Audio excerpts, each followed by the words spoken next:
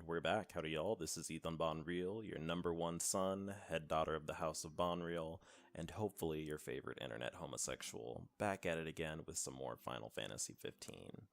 So last time we were here, we took the bros to run some errands for a chaotic homosexual who decided it'd be fun to blackmail us. And I used that as an excuse to talk about gay media representation, because that's what I do sometimes. This time around, we're going to explore this area and find out if there are any interesting things to murder out here, because we didn't really get to fight that much in the previous video. We did see a giant-ass bird, which was pretty legit, but we didn't get to swing our sword at it, so we're going to do some bounties and see if there are any baddies we can smash up. And in the meantime, I'm also talk about my own little gay feelings on religion, plus I'm also going to talk about why a lot of online and even offline LGBT resources aren't super practical or useful for a lot of people. Some of them are, but I'm going to talk more about that in a bit. In the meantime, we need to go to a quest giver and see what the fuck is going on in this area. And also, is my cat friend here? Yes. Oh my gosh. Let's go say hi. Hold on. Oh, you don't have another quest for me. The cat is really cute. Someone I knew had a cat that looked a lot like that. But anyway, that's going to be a running theme in this game, incidentally. Anytime I see an animal that doesn't want to murder us, I'm just going to have to interact with it and try to be its friend. Hopefully more of them have quests for us, because I really love doing quests for animals in games. But, yo, what's good? You got any quests for me? Let's see, I guess we could get the procurement points first. Let's do it. Alright, there's a haven near us. Some parking spot. Well, a single parking spot. And then there's some stuff for us to gather. Okay, well that'll give us something to do while we're killing things. And is that like a crab or a scorpion? What the fuck? I guess we're doing it. Oh, yeah, you're a crab, definitely. And everything else, I don't know if that's really something we can handle, but I mean, Mama didn't raise a cuck, so I guess we're gonna give it a try, maybe? Nah, we're not gonna do that. Alright, and I guess since we're doing a bounty, we should probably find something to eat, but holy shit, this shit's a little bit expensive. I don't know if that's all worth it. Probably get that one then. That seems the most reasonably priced for the amount of buff that you get, but... Anyway, you know what? I think I'm just gonna... I don't know why this is such a hard decision. Incidentally, the food in this game looks real yummy. Like, it makes me want to scream, because I am real hungry right now. And I really love seafood. So you got some Bonreal lore in this episode. I really love seafood. I love oysters. I love mussels. And I love also crab meat and also butt on my face. And if you're trying to build like a tulpa of me or something, you know, that gives you some information to work with. But anyway, I guess we're going to go ahead and roll out of here. I might say hi to Dino, I don't know. Actually, we should do that last, probably. And I'm gonna go ahead and try to do this next quest, just because, I mean, we'll see how it goes. It depends on how easy this current bounty is, if I'm gonna try the second one. And it looks like that one only comes out at night. We're not gonna wait for that. We're gonna just see how these first two go first. But, how are y'all doing today? I'm doing good and gay. It's currently 1:53 a.m., and that is, you know, peak gay hours. It's a new moon outside, which is kind of interesting. The moon has been, like, really big and bright for the past few days, but it's just fucking gone. I don't know where she went. And I'm fine with it. I do love moonlight a lot, though. Loved when I lived on campus at my university. I loved just walking around at night. Although I did get stopped by the police a lot too, incidentally. That was actually almost a meme, and if you're someone who knows me IRL and you've known me since I started college, you would know that. But I think in my first 2 years of college, I got stopped by the police like 5 or 6 times, essentially just for being outside. The first 2 times were legit. The first time I didn't have my lights on when I was leaving the campus parking lot, which was valid. They stopped me for that. And then other times they were just like, why are you walking around outside? This is suspicious. And I mean, honestly, it was because I'm Negro coded and people just weren't really feeling that. And one cop actually tried to meme with me about that a little bit. I was like outside, just getting into a little homosexual mischief and being a little bit pensive at the same time. And he was like, well, you're not really doing anything, but you look a little suspicious, huh? And then he just kind of gave a hearty man laugh, and I just kind of stared at him and left. And moved on with my life. But I think these are the crabs we need to murder. We'll go ahead and see if fire does anything to them. I'm a little afraid this is going to make me drop my frames, though, because this... Oh shit, my frames, mate. Rip. Well... that didn't do any damage, and also it made me lag, and then also I just stabbed Gladio in the chest. Oh well. I kind of feel like this is going to be a little rough. These look like pretty tough dudes. They got some pretty nasty claws on them. Incidentally, I really love crabs. I think they're very cute animals, because anything that's like really tough but also ineffectual is really funny to me. It's like crabs are like basically just giant armored spiders, but like they're so pathetic, they can't really defend themselves that well, despite having all that shit going on. And they just are really, I don't know, they're just snotty little dudes, but it's all for naught, because they just happen to be really delicious to a lot of animals. Let's go ahead and show off Ignis's ability. So this happened when I leveled up Ignis off screen. We got his ability Overwhelm. And that's actually a very strong ability for finishing off enemies that are a good bit stronger than you, or that you're struggling to deal with, because it increases everyone's damage and it makes everyone in your party group up immediately and focus on a single target, which is very handy. Also, you might have noticed I got some different weapons on some of these characters. The reason for that is when you buy the Windows version of this game, you actually get some free weapons that are pretty strong early on, but I didn't want to use them in the first few episodes just because I felt like that would make the game a little bit too easy. But now we're about the appropriate level to be using them, like in a normal playthrough, so I figured I'd just go ahead and do it. Anyway, let's finish them off.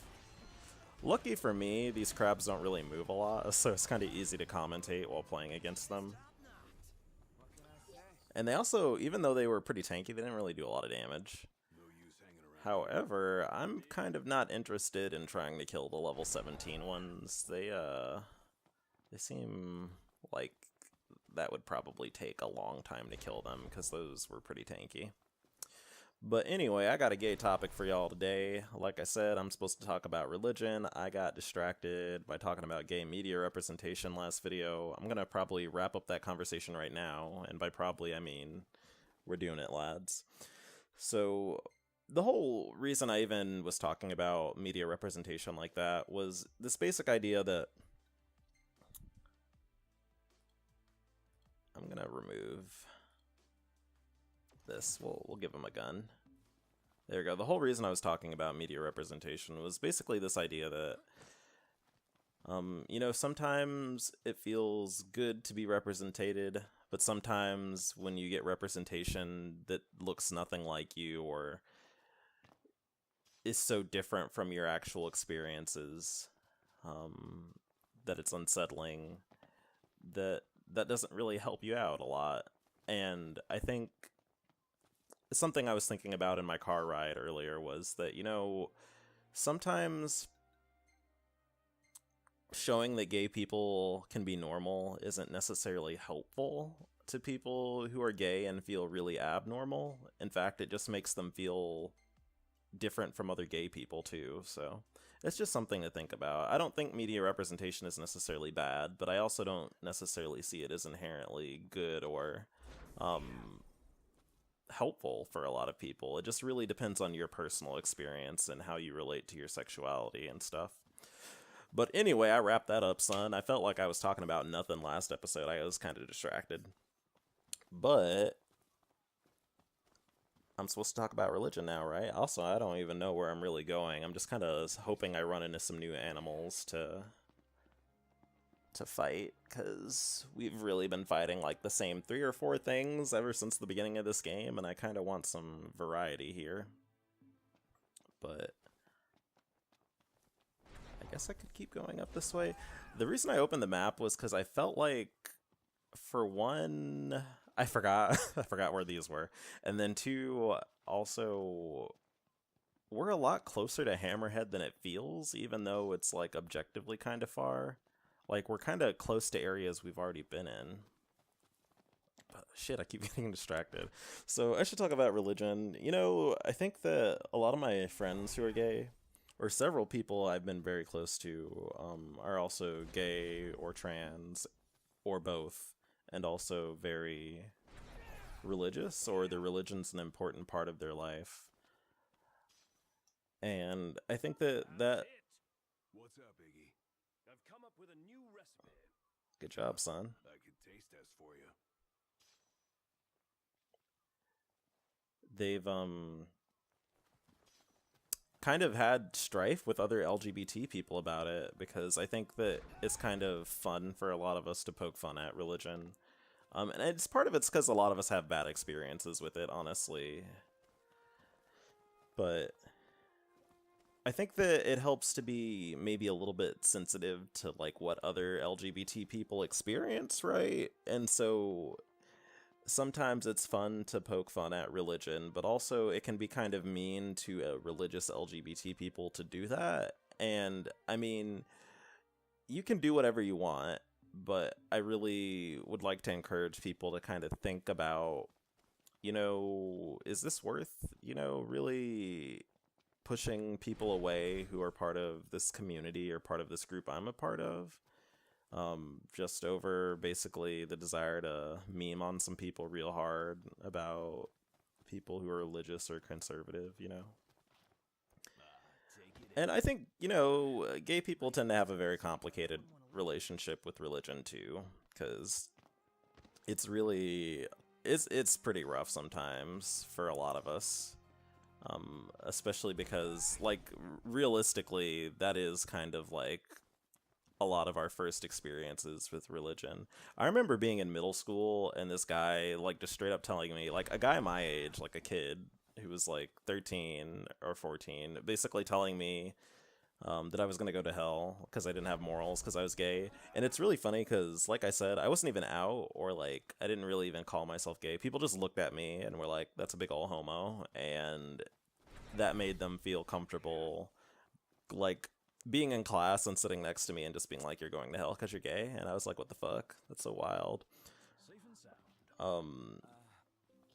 And that also was just a really interesting introduction to me, because it's like I had never really experienced, I didn't know people were like real serious about religion. Like, I thought it was like, you know, it was like stories to like basically, you know, draw lessons from, not that it was like just straight up real. And so that was my first time encountering someone who was really like that. And I mean, with my family, religion, my dad's pretty religious, and my mom says she's more spiritual, and the reason for that is my mom doesn't like people telling her what to do. And so she basically does not like organized religion, because she doesn't want to be accountable. Well, not accountable, but she don't want to listen to other people tell her how to live her life. And honestly, that's very relatable, because she's my mom, and she'll do what she wants. Like, I'm gay, and I do what I want. And that's my basic attitude, too, is that I don't fucking just do things because people tell me to do them. I'm just not about that. I guess I should talk to you and turn in this quest. I did give up on doing the other hunt that we had. This is probably a good excuse to push the game forward, too, right? And I guess I should talk about another topic. So, you know, you heard what I said. I think that we have complicated relationships to religion, and the reason for that is because decidedly a lot of us are oppressed by it. What the fuck is that? Oh, speaking of religion, this is giving you a little bit of background information on the cosmology of the game. So, like, basically the story of how this world was created, or like the gods of this game, basically. I didn't read those out loud because we're gonna meet those people individually, so I don't want to necessarily spoil it, but if you're really interested, you can pause the video there. I'm a reporter by day and an amateur jeweler by night. This elusive little beauty's gonna become a masterpiece. To make it up to you, I'll share a little scoop. That special coin you got? It commemorates the Oracle's ascension. That guy was tossing them out there. I like the standoff between Dino and Ignis. This is really funny. Here's one from me. Come back. It's like when you recognize another gay person in public, and you just have to decide if you're gonna fight or avoid each other. A lot of times, most people will just try to avoid each other, in my experience. As promised, I'm in the process of securing your family. But other times, sometimes it's just a stare down to let people know who's the head gay in charge. Sailing from here. So let me know when you're ready to ship out. Alright, Dino. Expect Dino to secure us a ship. What does that mean, Ignis? He can pull some strings around an Imperial embargo. Yeah, that guy's one artful artisan. I feel like Ignis does not like Dino at all. I might need to put my second Already? The ship won't arrive till tomorrow. How about you find my second topic on hold. I feel bad for even mentioning it, but that's kind of just what comes along with commentating during a Let's Play. Because, like, you run into, like, cutscenes and shit. So, spoilers, we're about to have a cutscene coming up here. About to get some plot bombs dropped right on top of our gay heads. But I think this will make a good topic for the next video, talking about why a lot of LGBT resources suck. Well, that's not nice. A lot of them aren't super practically useful. And the reason for that is that they don't really go in depth about talking about LGBT experiences or just like the interpersonal aspects of it, which is, again, why I try to make these videos. Also, look at my queen. Oh, and my husband. They're both so cute. I love both of them. I love every character in this game, honestly. Like, they're all very sweet. You know, I joke about finding Gladio hot, but it's not even really that. I just really like the dynamic all these characters have between each other. Also, I like that this game loves emphasizing that Gladio has a really flat ass constantly. Oh, well. I think that's enough for now. Alright, get hyped, son. We're going in. I don't know if there's a loading screen. There is a loading screen here, okay. Oh, I'm gonna have to shut my mouth during this. So this is actually, never mind, wait for it.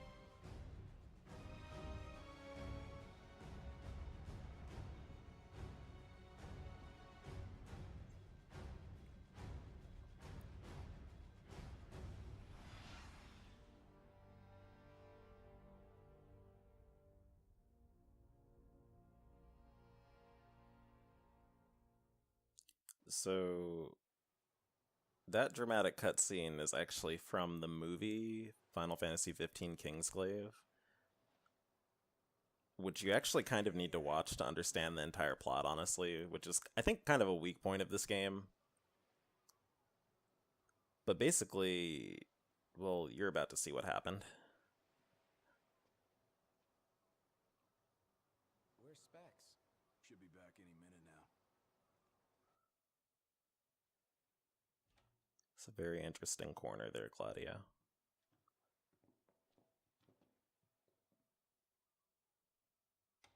What's that look for?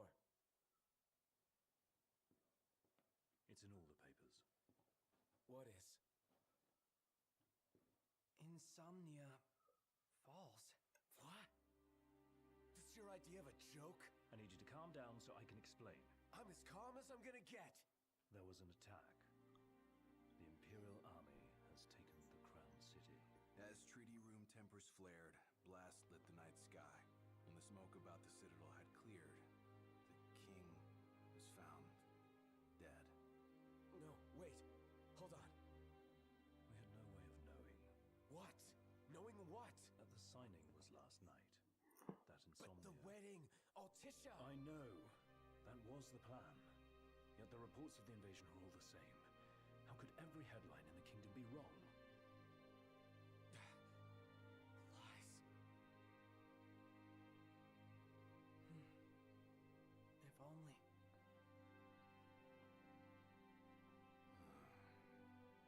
What else do we know? Well, then we can't be sure until we see it with our own eyes. And that means we go back to Insomnia. Might not be safe for us there. Might not be safe for us here. Turn back.